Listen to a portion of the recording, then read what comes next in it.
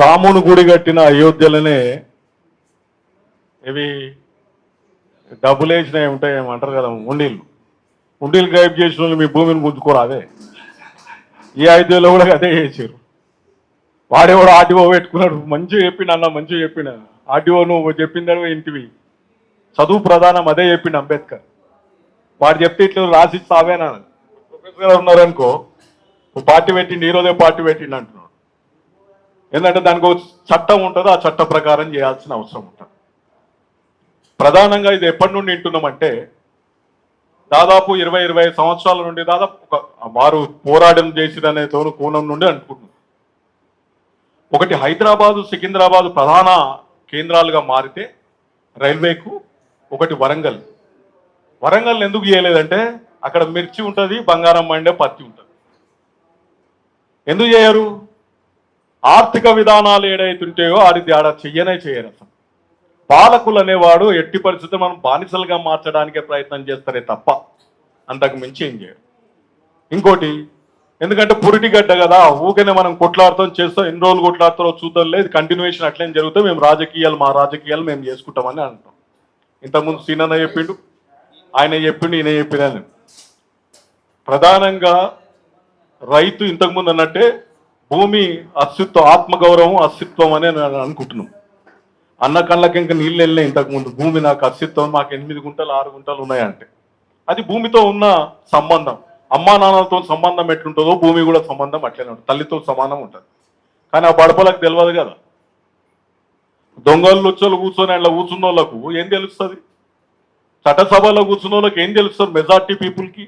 కాంగ్రెస్కు 78-80 సంవత్సరాల చరిత్ర, శాసనత చరిత్ర. ఈ చరిత్రలో ఏముంటుంది?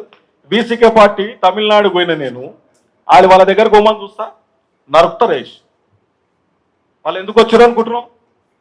ఈరోజు మొన్న పార్టీలు చూసినారుగా, కాంగ్రెస్ పార్టీ పుస్సు మన జరిగిందన్న ఎవరికి? విజయ్ దగ్గర. కానీ వీళ్ళు పోలే. సిద్ధాంతంతో ప్రకారంగా ఎట్లా బార్గని చేయాలి, ప్రజలకు ఏం చేయాలనే దాన్ని, ఆ సిద్ధాంతాన్ని పెట్టిన గనుడు బీసీకే పార్టీ జాతీయ అధ్యక్షుడు. ఎందుకు చెప్తున్నా అంటే చూస్తుంటాం మనం. ఇప్పుడు మన దగ్గర ఒక చిన్న విషయం, మన కోదండరామ్ సార్ కూడా మాట్లాడాడు, ప్రొఫెసర్ హరగోపాల సార్ కూడా ఉన్నారు. నేను ఎందుకంటే చెప్పాలనుకున్నాను చెప్తున్నాను. ఏదైనా దేశం వస్తే ఫస్ట్ అయితే భారత రాజ్యాంగం రాపించారు కదా చంద్రకుమార్ సార్, అది మన బాబా అంబేద్కర్ సార్తో. బ్రిటిష్ వారు పోయేటప్పుడు రాజ్యాంగాన్ని రాసుకోవాలని చేసిరు కదా. మరి తెలంగాణ రాష్ట్రం వచ్చే ముందు సామాజిక న్యాయంలో ఈ భాగం కావా, ఇవి ఎందుకు రాయలేదు అంటున్న జేఏసీ, రాజకీయ జేఏసీ పార్టీ కదా.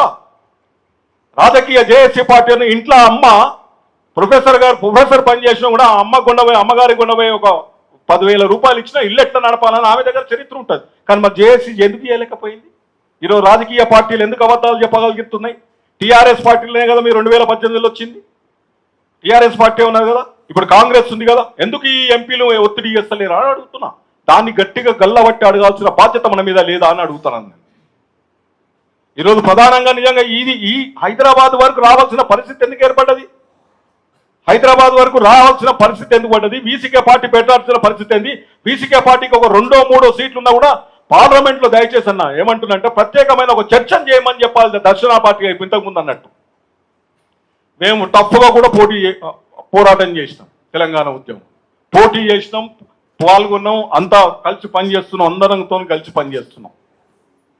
మమ్మల్ని నక్సలైట్ అయినాడు, అర్బన్ నక్సలైట్లు అంటున్నారు, ఇంకేమంటున్నారు, ఏమని అనుకోని.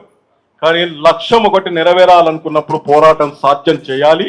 ఆ సాధ్యం భాగంలో బాంబేలో తెలుసావే మీకు, గుజరాత్ వాళ్ళు కానీ లేకుంటే బీహార్ వాళ్ళు కానీ రైల్వే ఉద్యోగాలు పోతున్నాయంటే ఇయ్యరమాయరు ఉతికిరు శివసేన పార్టీ.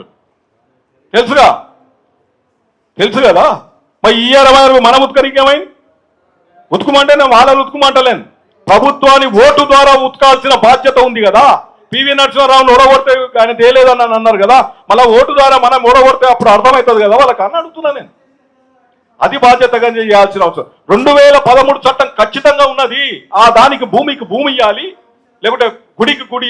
ఎవడో గుళ్ళోకి పైసలు ఇస్తా అంటున్నాడు కానీ మంచికి పైసలు ఇవ్వని అంటున్నాడు. మరి నాకు అర్థం కాలేదు, ఇది ఎక్కడి వీళ్ళెక్కడ రాజకీయ నాయకుల్లో, లేకుంటే వాడే ఏమేస్తున్నాడు అంటే గుడిలో వేస్తే మాత్రం ఈజీగా దొంగతనం చేసుకోవచ్చు, మనిషికి ఇస్తే మాత్రం, రైతుకి ఇస్తే మాత్రం చూసుకోలేమని దాని మీద మళ్ళీ తిరగబడతారని చెప్పి బీజేపీ పార్టీని ముంచుతారని చెప్పి ఇట్లా వాడు ఇయ్యలేదేమో మీకు, అది గమనించాల్సిన. మళ్ళీ మీ దగ్గర బీజేపీ వాళ్ళు ఉండరుగా. నేనేమంటున్నానంటే మీకు గుజరాత్లో కానీ రాజస్థాన్లో వాళ్ళని ఏమంటారు వాళ్ళని ఏమంటారు అంటే చాట్లను చూసి నేర్చుకోవాలి. చాట్లను చూసి ఏం చేసినా మొత్తం ఇప్పుడు ఏదైతే అయోధ్యపుర వాసులు ఉన్నారో దానికి ముందు ఒక కేసు అయిపోయింది. నేను 2 నిమిషాలు దానికి ముందు ఒక్క విషయం ఏంటంటే ఏదైతే మనం పాదయాత్ర తీసుకోమన్నది మంచిగా ఉంది లేదని కాదు అసెంబ్లీ, దాని ముందు రైలు పట్టాల మీద ఖచ్చితంగా నిలబడితే, దాని మీద జాట్ల తరహా రైలు పట్టాల మీద మనం కూర్చోగలిగితే ఆ సంఘీభావంగా మొత్తం ఇట్లా అయోధ్యపురం కానీ వరంగల్ వాసులతో మొత్తం ఇట్లా తీసుకున్న రైలు పట్టాల మీద చాట్ల లేక మనం ఇట్లా ఉద్యమం చేయగలిగితే రోజు ఒక ట్రైన్ ఆపినా కూడా కష్టమే, ఆదాయం పోతుంది. రోజు ఒక ట్రైన్ ఆపినా కార్యవర్గం అనేది మంచి నిర్ణయం తీసుకొని రైతులు అనుకుంటే ఏదని చేసి వాడు చెంపచెంపలు వేసుకున్నాడు రైతులతో. సారీ అని ఇంతవరకు ఏ ప్రధాని కూడా చెప్పలేదు, రైతులకు చెప్పింది సారీ చెప్పింది కదా. అదే పని మనం చేయాల్సిన బాధ్యత మన అందరి మీద ఉందని తెలియజేస్తూ మీకు పూర్తిగా మద్దతు ఇస్తాం. ఖచ్చితంగా సీనన్న ఎప్పుడు చెప్తే అప్పుడు రమ్మనికి వస్తాం, మీ ఎంబడి మేము నిలబడతాం.